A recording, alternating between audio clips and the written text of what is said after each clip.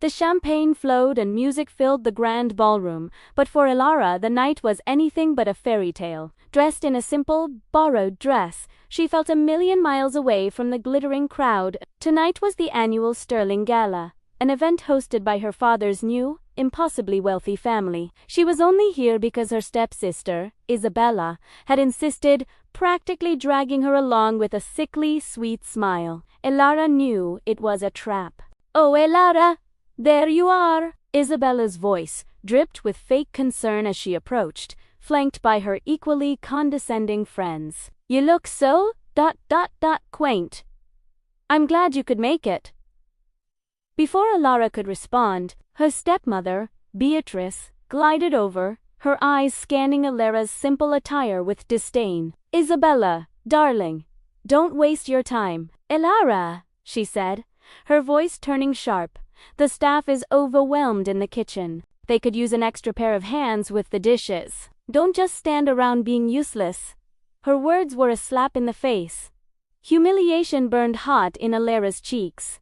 Wash dishes at her own father's gala. The laughter from Isabella's friends confirmed her worst fears. This was their plan all along, to parade her here only to shame her. Her father, Richard Sterling, stood nearby, deep in conversation with a group of investors, completely oblivious or perhaps willfully ignorant of his wife and daughter's cruelty. He hadn't even acknowledged her arrival. Swallowing her pride, Elara turned without a word and headed towards the swinging doors of the kitchen.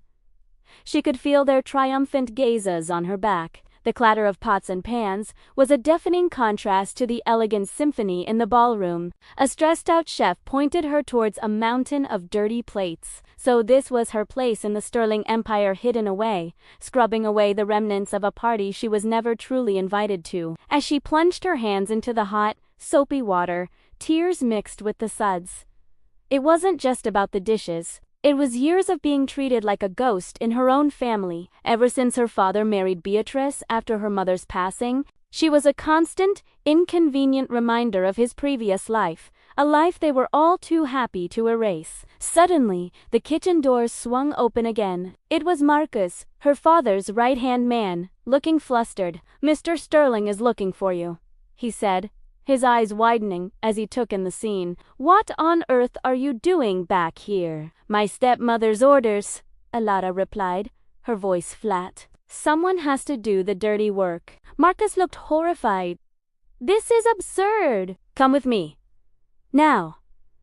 He led her out of the kitchen, ignoring her protests. As they re-entered the ballroom, a hush began to fall over the crowd. All eyes were turning towards the grand stage. An elderly man with a kind but authoritative presence stood at the microphone. Elara recognized him instantly.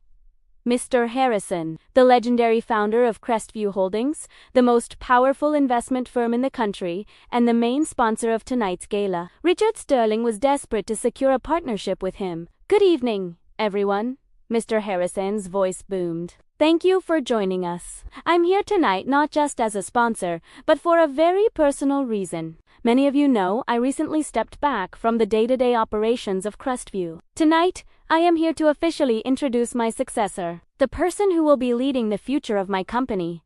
A buzz of anticipation filled the room. Richard, Beatrice, and Isabella stood at the front, their faces alight with greedy expectation. They believed the partnership was in the bag. This individual is not only a brilliant strategist, but also possesses a heart of gold and an unshakable integrity, Mr. Harrison continued.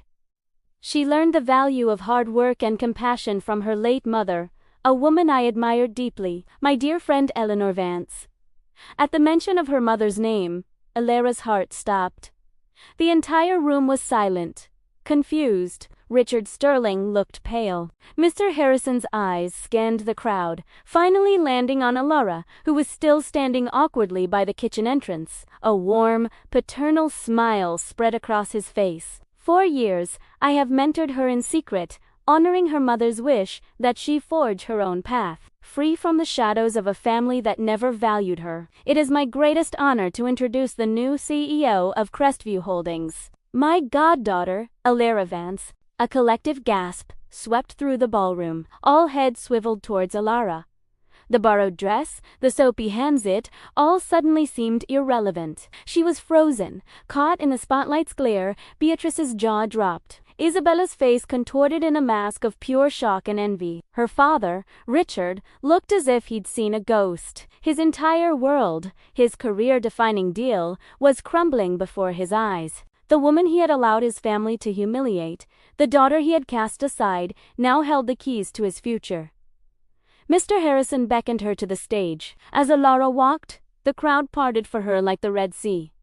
Her steps were steady, her head held high. The humiliation she felt moments ago had been replaced by a quiet, steely resolve. She passed her stepmother and stepsister, whose faces were a picture of utter disbelief and horror. She met her father's desperate, pleading gaze and felt ... nothing. No anger, no pity. Just a vast, empty space where a daughter's love used to be. She reached the stage and took the microphone from Mr. Harrison, who gave her a reassuring nod. She looked out at the sea of stunned faces, her eyes finally locking with her father's.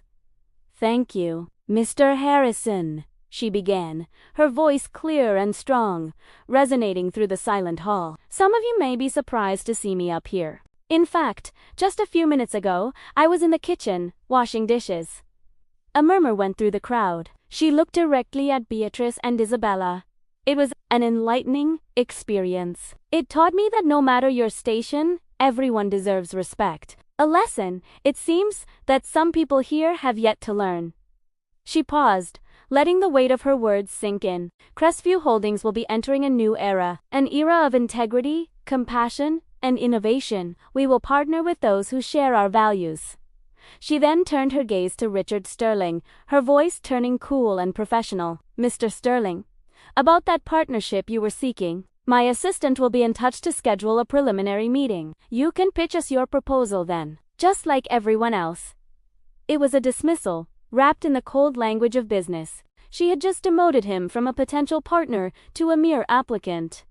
The power dynamic had irrevocably shifted. The look on her father's face was one of complete and utter devastation. As Alara concluded her speech to thunderous applause, she knew this was more than just revenge. It was justice. It was the beginning of her new life, a life she would build on her own terms, honoring the legacy of the mother who had always believed in her. The girl who was ordered to wash dishes was now the woman who owned the room, and she was just getting started.